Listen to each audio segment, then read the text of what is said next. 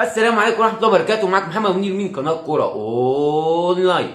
النهارده يا جماعه جايب فيديوهين الاتنين انقح من بعض.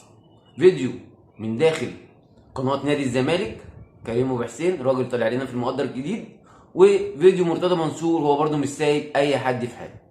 ومعانا برده صفقات النادي الاهلي اللي هتمشي، الصفقات الجديده اللي هتيجي، والراحلين عن النادي الاهلي.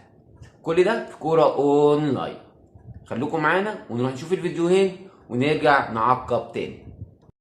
لما نقول الكلام ده على الملأ يبقى تشهير. عايز اقوله في مكتبه. اسمع، لقيتني صاحب حق عايز حقي، لقيتني مش صاحب حق واللي اتفضل الموضوع. وكان ده بقوله معالي النائب العام اللي متقدم له 286 بلاغ ضد محمود الخطيب ولجانه، ولا واحد اتحقق فيه لغايه دلوقتي. وبقول له معالي وزير العدل حاجات ثانيه، من فضلكم احنا مش عيال صغيره كل شويه نفس البلاغات اللي واخدين فيها براءات، كل يوم نفس البلاغ يروح تاني. تمام، احنا مش عيال صغيره. صحيح. انت عارف طبعا عندنا ايه تسجيلات. من فضل السيد وزير العدل محترم، معالي النائب العام محترم، اسمعوا، انا صاحب حق، اديني حق. كل اللي انا عايزه ان القانون يتطبق عليا صح ويتطبق على محمود الخطيب صح. انما لما يكون في قضيه واحد واخد 228 مليون و500 من وزير سعودي، والوزير عامل بلاغ بيقول فيه انه خدهم مني عشان يعمل منشات، خدهم لنفسه تاني، خدهم لنفسه. الرقابه الاداريه يقول لك حصل، ارفع ايدك يا فارس فوق، جهاز مشروع حصل، جهاز مركزي حصل، وزاره الشباب حصل، كل الاجهزه المحترمه دي قالت حصل وبلاغ يتحفظ. لا انا عايز نعرف حافظ فين. صندوق تحيا مصر قال اتحدى صندوق تحيا مصر كله يطلع لي جواب اللجنه اللي استلمت الفلوس في الساعات. قلنا كده 100 مره ما طلعوش. تاني بتحداك يا صندوق تحيا مصر، ده انت عشان هنا تعمل خرده ب 100 جنيه لجنه وجرد ومحضر. اتحدى طلع لي المحضر اللي استلم بيه تحيا مصر الساعات والفلوس. اتحدى تاني، بقول تاني اهو، بتحدى ذكر في تحيا مصر ايا كان اسمه يطلع يقول لي اهو احنا رحنا واستلمنا اهو، ادي المحضر. تمام، ادي واحد اثنين اهو، ادي الفلوس استلمناها هي وحطيناها في بنك كذا. لم يحدث، انا بقول لك على مسؤوليتي لم يحدث. وعايز اقول لك حاجه، المحضر ده بقى من نسختين، نسخه عند مش هيسلكوا هم. هو لو ما بيشتغلش على نفسه قد ما بيشتغل على انه هو يعطلك انت، والله العظيم، ودي حقيقه.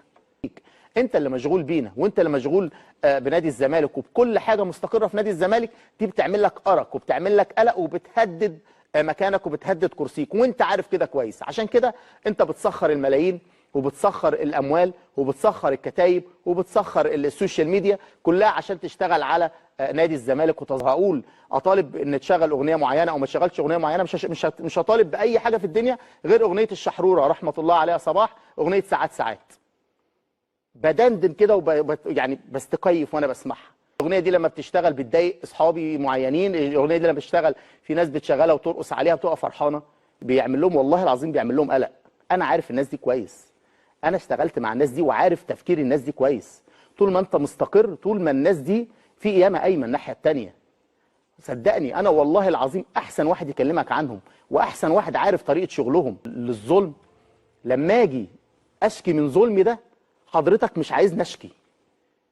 يعني ده انت بجح والله العظيم. انت بقيت يعني وصلت لدرجه من البجاحه ومن التكبر لدرجه انت بقيت لا تطاق، بقيت لا تطاق والله بجد.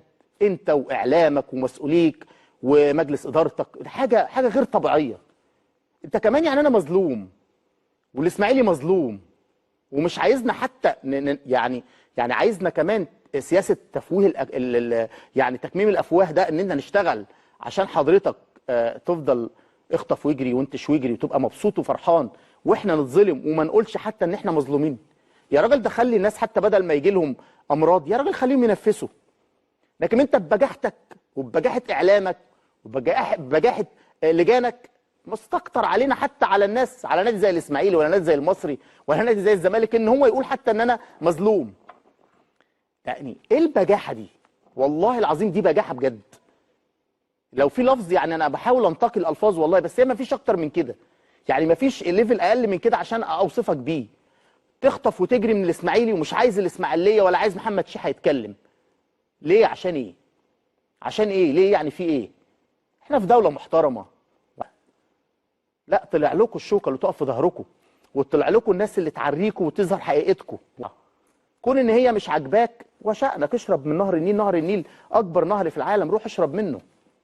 روح اشرب منه انت ومجلس ادارتك انت وجمهورك انت وكل اللي انت عايز، روح اعمله. ده احنا لسه، ده احنا بنسخن. ده برنامج واحد هو اللي عامل لكم الصداع ده كله. انت مش عايز تسمع ده، هنسمع كل يوم، هنسمعه لك كل يوم. هنطلع نخرط على قلبك بصل والله. كل يوم هنكشفكم قدام نفسكم انتوا وكتايبكم وصفحاتكم المأجوره والشغل اللي بتشتغلوه ده. الحاجات دي بتعمل لكم هس، بتخليكم وانتوا قاعدين على كراسيكم قاعدين مش عارف يعني الواحد يبتدي منين ولا منين ولا منين. راجل بيقول لك انت مشغول بينا ومسخر كل الملايين والاموال والكتاب والسوشيال ميديا. كل ده احنا الخطيب ومجلس ادارته مسخره على نادي الزمالك. ده احنا اللي بنعمل كده. يعني بيقول لك انت مشغول بينا، احنا مشغولين. النادي الاهلي وادارته ومجلسه مشغول بنادي الزمالك وادارته. طب هل ده كلام يعقل؟ مين اللي مشغول بمين؟ مين اللي مشغول بمين؟ انا اللي مشغول بيك ومش عارف اخد بطولات، ولا انت اللي مشغول بيا ومش عارف تاخد بطولات؟ ما هو قال له ودنك فين يا جحا؟ قال له اهي. بيقول لك احنا مشغولين بيهم وعاملين كتايب ومسخرين الفلوس والسوشيال ميديا والاعلام. احنا اللي عاملين كده للزمالك عشان احنا مشغولين عشان ما ياخدش بطولات. هو في كده؟ هو في يعني اذا كان المتكلم مجنون المستمع عاقل. ازاي احنا مشغولين بيك واحنا محققين كل البطولات؟ ده انا لما بشتغل بحد ما بعرفش اعمل حاجه، رغم ان النادي الاهلي ولا مشغول بيك ولا بيفكر فيك ولا عايز يعرف حاجه عنك. ليه؟ النادي الاهلي ده كيان كبير، مش هيبص ليك انت. هو باصص لبطولاته واحلامه، بيفكر في نفسه. عشان كده، عشان هو بيفكر في نفسه ماشي بطريقه صح. اما انت عشان مشغول بينا بتتعركل، باصص لنا فمش عارف، مش شايف قدامك. ماشي، ده كلام ابو حسين. بيقول لك انت مش عايز الاسماعيلي يشتكي؟ انت ايه مش عايز حتى ولا رحمه ولا العدل ولا رحمه ربنا تنزل؟ انت مالك ومال الاسماعيلي اساسا؟ وعدل مين اللي انت بتتكلم فيه؟ انت اخر واحد تتكلم عن العدل. انت اخر واحد تتكلم عن العدل.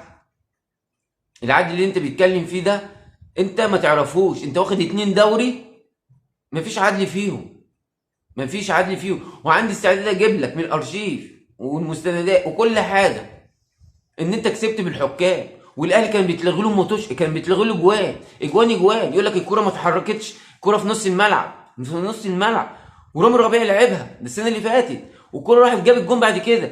الفار بيرجعها. لو انتوا ناسيين افكرك، الفار بيرجعها، بيقول لك اصل الكوره ما اتلعبتش وهي ثابته، الكوره اتحركت. وانت مالك يا فار؟ انت والحكم بياخد رايه وبيرجع الكوره وما بيحسبهاش جول. دي كوره من الكورات. ده في كوره تانية حاطيناها، ايمن اشرف طلع قال لك لا ده فاول، والكوره زيها للزمالك بعديها جون. فانت ما بتتكلمش عن العدل والتحكيم والكلام ده عشان انتوا يعني ايه؟ انتوا ابو الحاجه دي. والاسماعيلي ده اللاعب ذات نفسه طلع قال ان الكوره جت في ايدي. اللاعب ذات نفسه طلع قال ان الكوره جت في ايدي في برنامج كريم حسن شحاته. وبعد كده لما لقى هيحصل عليه عقوبه وي قال لك لا، قال لك تصريح ان الكوره ما جاتش في ايدي وانا ما قلتش الكلام ده. مفيش. تاني يوم كانوا النادي الاسماعيلي كان موقع عليه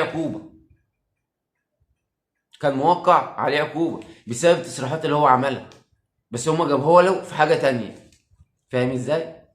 انا ما اعرفش انت مين اساسا. انت مين اللي بتقول لك نادي الزمالك كل يوم رئيس نادي الزمالك ده شوكه في ظهركم وهطلعكم وهخرط عليكم بصل؟ ما تخرط بصل عليكم انتوا، مش على النادي الاهلي ولا جمهور ولا الاعلام بتاعه ولا السوشيال ميديا. انت مين انت اساسا عشان تقول لي خطأ. انتوا اللي بتعيطوا، انتوا اللي يعني انتوا اللي رايحين في 60 داهيه، مش النادي الاهلي. النادي الاهلي ان شاء الله باذن الله السنه دي اهو خدنا البطولات كلها وهنكمل، والسنه اللي جايه هنقوي الفريق بتاعنا وان شاء الله يبقى خير. انت بقى في 60 داهيه، انت واللي شبهك.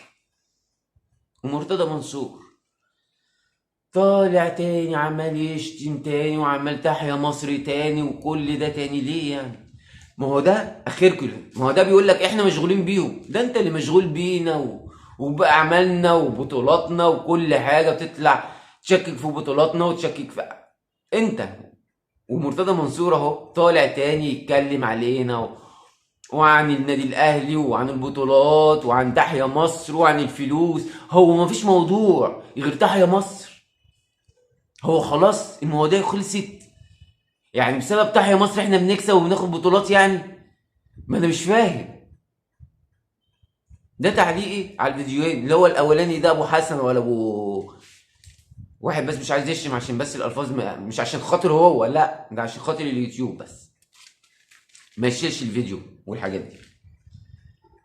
عندنا المحكمة بتاعت مرتضى منصور حكمت عليه تاني، المحكمة الإدارية العليا حكمت عليه تاني إن هو ينفذ الحكم، إن هو الحكم بتاعه معزول، إن هو تأكيد عزل مرتضى منصور، تأكيد عزل مرتضى منصور. طب تأكيد عزل مرتضى منصور دي ما ينفعش بعد كده تقولوا لك إنه رئيس الاشتراكات ورئيس مش عارف إيه. ليه؟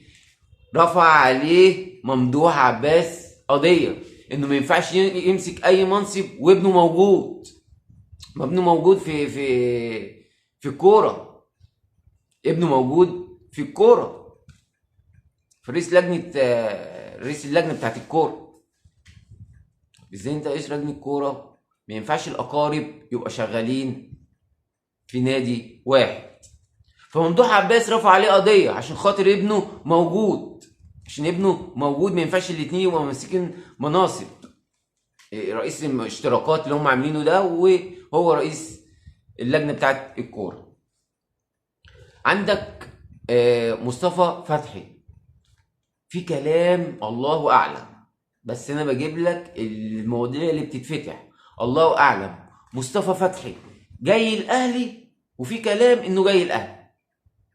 هل هيكملوا على نفس النمط ده ولا لا؟ الله اعلم. ده بالنسبه لمصطفى فتحي. عندك الناس طبعا في لعيب افريقي جاي بتاع المغرب اللي انا قلت لك عليه، رضا سليم، ده رافعين في العلالي، واللعيب اللي بيقول لك لسه صغير فمش عارفين. بس كده كده في لعيب افريقي قوي جاي. ليه كده عندك برومو سافيو خلاص مشي، عندك 2 مكان اجنبي جاي. عندك بقى الناس الراحلين طبعا احنا عارفين شادي حسين، علي لطفي ما تعرفش هيروح لزد ولا لا، ده متوقف على اعاره الشناوي ب 3 مليون دولار. وايمن اشرف، وعندك محمد اشرف واحمد نبيل كوكا ومحمد فخري دولت الكلام اللي عليه. وكهربا طبعا ممكن يتباع لو ما دفعش الفلوس اللي عليه، ولو هيتوقف والكلام ده لا هيبيعوه ويدفعوا له الغرامه. ده كلام موثوق منه. دي يا جماعه كان الفيديوهين بتاع قناه الزمالك ومرتضى منصور، والحكم بتاع مرتضى منصور، والصفقه بتاعت مصطفى فتحي ده المستجد، والراحلين عن النادي الاهلي. ودي كانت نهايه حلقتنا. ما تنسوش اللايك والاشتراك، كله جديد هنا في قناه كوره اونلاين مع محمد منير.